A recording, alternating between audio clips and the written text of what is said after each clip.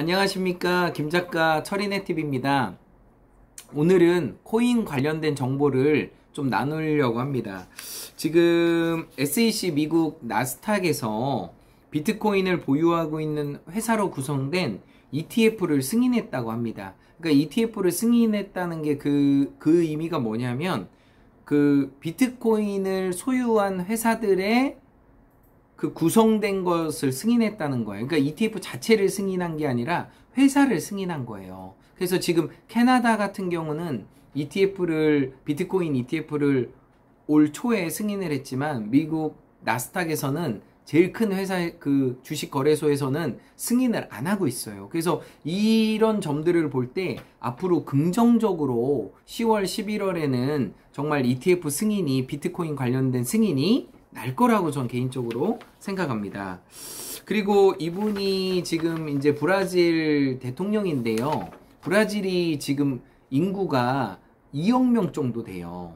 근데 이제 2억 명 되는 이 브라질에서 앞으로 비트코인을 로직 페이먼트에서 법정 통화를 검토한다는 거예요. 그래서 그 앞으로 법정 통화하는 나라들이 이렇게 점점 늘어나지 않을까 생각이 들고요. 이 브라질 대통령이 이 큰 결정을 통해서 2억 명이에요. 2억 명. 정말 대단한 인구인데, 브라질에서 이 비트코인이 상용화 된다고 하면은 정말 대박입니다. 네, 그리고 그 다음 뉴스는 지금 그 엘살바도르에서 이제 법정 통화가 비트코인인데, 여기서 대통령이 지갑을 만들면 $30를 준다고 했고, 요번엔 두 번째 공약은 뭐냐면 기름을 비트코인으로 넣으면은 $0.2를 할인해 준다는 얘기예요. 그래서 우리가 그 엘살바도르에서는 그 달러가 많이 쓰이다 보니까 수수료를 많이 내야 돼요. 보통 20%를 수수료를 내야 된다고 봐요. 그런데 이거를 수수료로 안 내고 비트코인이나 코인으로 썼을 때는 이것이 수수료가 0원이에요. 그래서 기름을 코인으로 넣었을 때 $0.2를 할인해 준다는 것은 정말 대박이고, 우리나라 같은 경우는 그거죠. 그 제가 대전에 살고 있지만 온통대전이나 그 카드를 썼을 때 페이백으로 돈을 돌려주는 거예요. 그런 개념으로 코인이 지금 엘살바도르에서 이렇게 사용되고 있습니다. 그래서 앞으로는 이런 부분들이 세계 곳곳에서 코인에 관련된 뉴스가 많이 날 거라고 생각합니다. 그리고 이제 뭐 다음 뉴스는 예전에도 얘기했지만, 미국의 그 가장 큰 영화 티켓사가 있어요. 우리나라로 얘기하면 CGV죠. CGV인데 이 미국의 가장 큰 영화 티켓사에서 비트코인을 2022년까지 영화 예매를 할 때 사용하게끔 지금 바꾸고 있다는 거예요. 예를 들면 도지코인, 이더리움, 그리고 라이트코인, 비트코인 캐시. 그래서 이 네 가지 종목의 코인을 통해서 영화 예약도 하고 영화를 볼 수 있게 만들겠다. 그러면 뭐 또 엄청난 코인이 사용되겠죠. 그러니까 앞으로 뭐 이게 비트코인이 사기다 아니다 이런 얘기를 하는 것 자체가 조금 아직 공부를 전혀 안 한 분이라고 말씀드릴 수 있고요. 지금 나라에서 엘살바도르, 그리고 그 2억 명이 넘는 브라질에서도 법정 통화를 지금 검토하고 있고, 많은 나라들이 이 인플레이션으로 인해서 이걸 해지할 수 있는 것은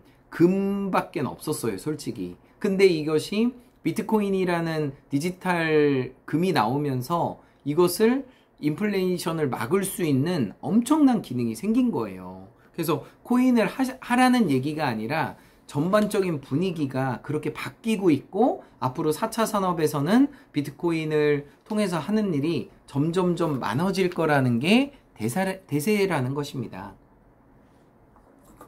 그리고 또 되게 재밌는 게 뭐냐면, 그 팀 드라퍼라는 좀 이제 유명한 사람인데, 이 사람이 어떤 얘기를 했냐면, 그 인플레이션 그러니까 인플레이션이 올라가면 비트코인이 올라가고, 그 데프 트러블, 그러니까 빚이 많아지면 비트코인이 올라가고, 그리고 거버먼트 스펜딩, 그러면은 국가의 소비가 많아지면 비트코인이 올라가고, 그래서 이런 질문을 한 거예요. 그래서 너무 재밌지 않아요? 그래서 인플레이션이 돼도 비트코인 가격이 올라가고, 국가에 빚이 많아도 비트코인이 올라가고, 그러니까 비트코인에 대한 긍정적이신 분이지만 이걸 유머러스하게 설명한 것이 좀 재밌더라고요. 그리고 이제 미국에서 또 재밌는 게, 그 뱅크 오브 아메리카도 알지만 US 뱅크라는 5번째 큰 은행이 있어요. 이 은행에서 뭐를 시작했냐면 코인을 비트코인 캐시, 라이트코인을 보관을 해준다는 그 서비스를 출시했어요. 왜냐하면 부자들이 자꾸 코인을 사다 보니까 이것을 맡김으로 인해서 이게 그 스테이블 코인이라고 하는데 맡겨 놓으면은 돈을 주는 거예요. 우리가 돈을 예금을 해 놓으면 거기에 이자를 주잖아요. 그래서 코인을 여기에 맡겨 놓으면은 그거에 대한 이자를 주는 게 US 뱅크에서 지금 서비스를 시작한 거예요. 이것도 저는 상당히 긍정적이라고 보고 있습니다. 부자들이 가장 돈 냄새를 잘 맡아요. 그러니까 은행에서 VIP들이 원하는 것이 뭔가를 봤더니 코인을 보관해 주는 거를 원하는 거예요. 그래서 그런 것들을 보관해 주고 서비스해 주고 또 돈을 받고 돈을 주고 이런 기능들이 점점점 많아질 거라고 생각합니다. 그리고 지금 코인 관련돼서 뉴스가 지금 2020년 9월 지난달에 그 코인 거래소의 원화 예치금이 9,514억이었어요. 9,500억 정도 됐는데 지금은 9조 2천억 원 정도 돼요. 그러니까 쉽게 얘기해서 코인이 작년 9월달과 지금 9월달 비교했을 때 10배가 늘어난 거예요. 대박입니다. 주식시장 거래량이 보통 하루 20조 정도 돼요. 근데 코인이 지금 20조를 넘어서고 있어요. 왜냐하면 지금 주가가 올라가고 있습니까? 떨어지고 있습니까? 폭락하고 있죠. 그러니까 폭락할 때는 고객들이 돈을 넣겠어요? 안 넣겠어요? 대부분 꺼려지게 돼 있거든요. 그렇기 때문에 코인 시장이 올라가니까 코인으로 돈이 몰려지고 있다는 현상입니다. 그래서 앞으로 이제 10월, 11월, 12월이 이제 대상승장이 되리라 생각하는데 그건 뭐 아무도 알 수는 없죠. 근데 뭐 통계적으로 이 겨울이 코인이 많이 올라갔기 때문에 지켜봐야 된다고 생각합니다. 그리고 최근에 그 파월 미국 연방준비 의장 파월이라는 분이 그 비트코인을 중국처럼 규제하지 않겠다 이런 말을 해가지고 코인이 또 상승했다는 요인이 있어요. 정말 이게 그 연방준비 그 제도가 우리나라 한국은행 같은데 위치는 제가 볼 때는 나라 위에 있는 것 같아요. 그러니까 우리 그 사고 방식으로는 이해할 수가 없는데 미국의 문화는 돈을 국가가 발행하는 게 아니라 그 미국 연방준비위원회에서 돈을 찍어내고 있어요. 그러니까 돈을 찍어내는데 허락을 받고 미국이 돈을 빌려오고 돈을 갚기 때문에 미국 연방준비위원회는 막강한 권력이 있고 또 감사도 안 받아요. 미국 연방준비위원회는요. 그래서 이런 것들이 참 미국 문화가 좀 새로운 것 같아요. 그래서 그 파월의 긍정적인 중국처럼 그렇게 규제하지 않겠다라고 함으로 인해서 코인 가격이 더 올라가지 않았나 생각이 듭니다.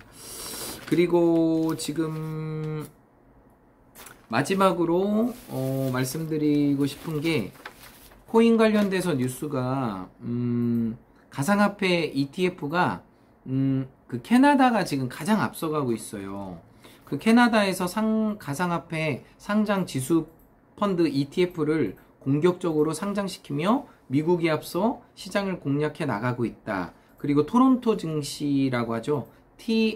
TSX라고 해가지고 토론토 증시인데 비트코인, 이더리움을 결합한 ETF 상품이 상장돼 있다고 해요. 그래서 이런 이제 선진국들이 계속 그 코인 관련된 비트코인 관련된 ETF를 만들다 보니까 미국 나스닥에서도 뭐 무조건 거절할 수는 없어요. 이게 3번까지 거절을 할 수 있다고 하더라고요. 근데 이걸 더 거절하려면 거기에 맞는 약관을 변경해야 된다는 거예요. 그래서 올 5월 달에 폭등장이 왔을 때가 코인베이스가 나스닥에 상장했을 때 그때 이제 7,000까지 갔거든요. 지금 이제 6,500 정도 가고 있는데 지금 여기서 호재가 하나 터져주면 7천, 8천 가는 거는 그리 어렵지 않다고 생각합니다. 그래서 올해까지 잘 투자하셔서 저도 부자 되고 또 여러분들도 부자 됐으면 좋겠습니다. 김작가 철인의 TV 마법의 공식 외치겠습니다. In every way I'm getting better and better.